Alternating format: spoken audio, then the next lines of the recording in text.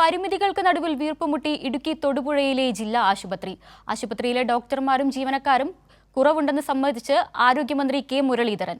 ആരോഗ്യമന്ത്രി നേരിട്ടെത്തി സ്ഥിതിഗതികൾ മനസ്സിലാക്കിയിട്ടും നടപടികൾ വൈകുകയാണ്. ഇവിടെ മന്ത്രി വരുന്നതിന് ഒരുക്കം നടക്കുമല്ലേ, അപ്പം പിന്നെ നോക്കാൻ നേരമുണ്ടോ?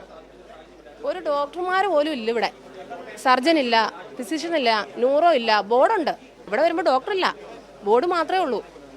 ഒരു മാസമായിട്ട് എന്തോ അനുഭവിക്കുന്ന ഇവിടെ ഒരു ഡോക്ടർമാരും ഇല്ലാതെ വന്നിട്ട് നമ്മൾ തിരിച്ചു പോവുക.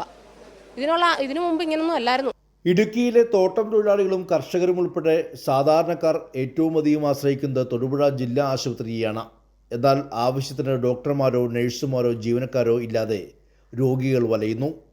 ആശുപത്രിയിൽ നേരിട്ടെത്തിയ ആരോഗ്യമന്ത്രി കെ മുരളീധരൻ മാധ്യമങ്ങളോട് പ്രതികരിക്കാൻ തയ്യാറായില്ലെങ്കിലും പരിമിതികളുണ്ടെന്ന് പിന്നീട് സമ്മതിച്ചു.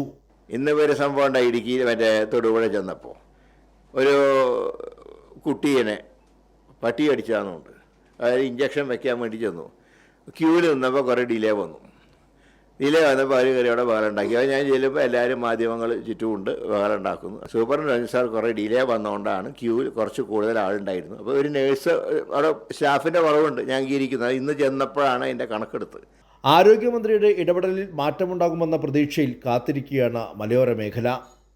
കൈരളി ന്യൂസ്, ഇടുക്കി.